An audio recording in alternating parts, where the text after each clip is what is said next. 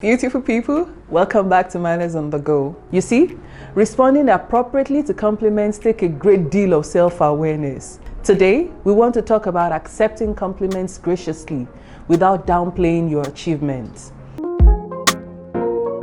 Beautiful people, welcome back to Manners on the Go. Here we seek to speak to the dwindling values in our society where manners and civility are concerned.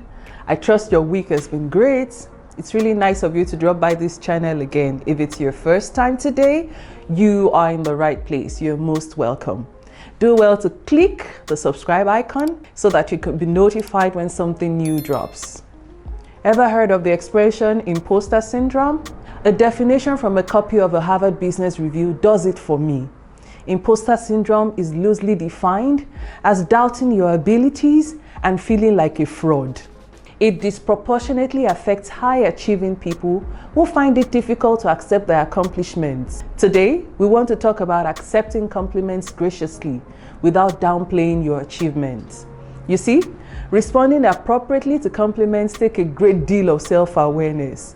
Many times, we have a negative attitude to accepting compliments, probably because we don't believe we've merited it, or simply because of poor self-esteem. Some of us even think it's inappropriate for another person to compliment us.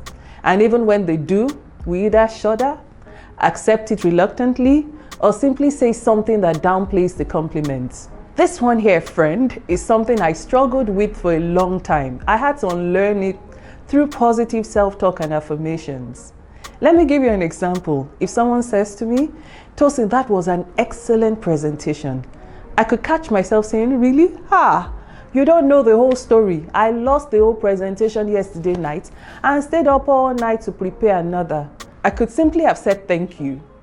Learning how to accept a compliment with grace speaks about a healthy self-esteem. It is about the greatest demonstration of one's self-confidence. Like Jessica Valenti describes it, confidence is not just about believing in the good in ourselves, but about believing in the good that others see in us.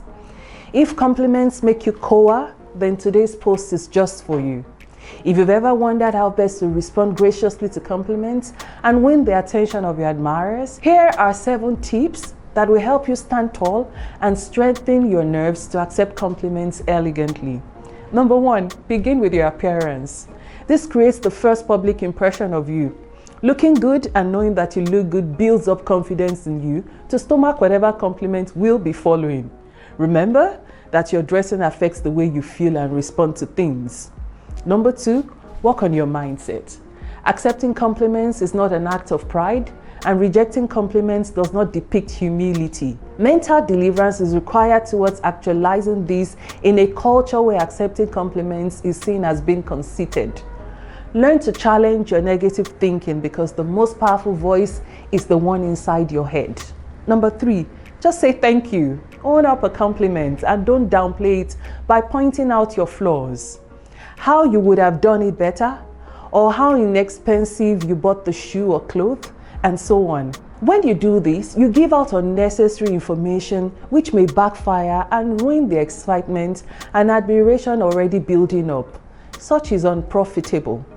By saying thank you, you accept and appreciate the compliment and the person's kind words. You don't have to agree with the compliment before accepting it.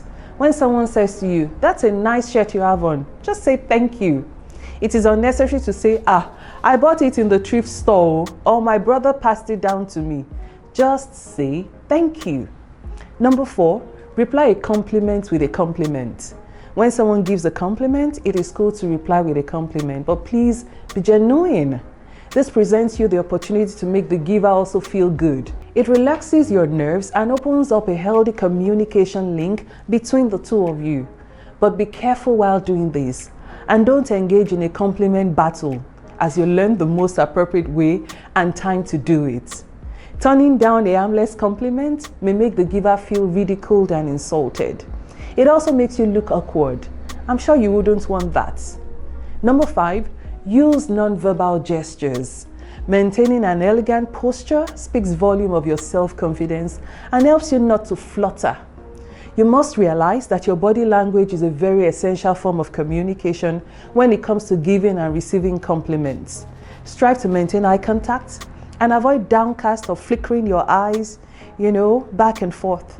Avoid a very casual posture and always wear a smile. This shows that you're not timid or arrogant and gives you a gracious impression before others. Number 6, don't question the compliment. Avoid using words that tend to question the compliments and the giver. Words like, "Are you sure? You're joking, right? You mean like this? I don't believe it," and so on. This makes a mess of the compliment. Instead, use words that elicit reassurance like, "Oh, what makes you think that? Really? What in particular do you like about it?" Always give your admirer the benefit of doubt by providing a soft landing for their compliments. Number 7, acknowledge the input of other people. When you're on a group task, for example, and someone compliments you, always acknowledge the other people involved in the work. Acknowledging the input of other team members sends a strong message about your personality to them. Make it plain that you couldn't have achieved that alone. It shows you are not selfish and insecure as a leader. In conclusion, a compliment is better than criticism. It serves as medicine that energizes you to put more effort in doing it better next time. You wouldn't want to cunningly change the subject altogether to dismiss, refute, or shut the compliment down. Be sensitive to other people's emotions so you don't cause a feeling of discomfort or resentment, either on your part or theirs. Do you think there are still more gray areas to accepting compliments? Can it subtly suggest a sexual appeal? How would you receive compliments differently after this? Let's talk about them on the comment section below, shall we? Let me give a compliment to you, dear listener. You are amazing. See you again. Goodbye.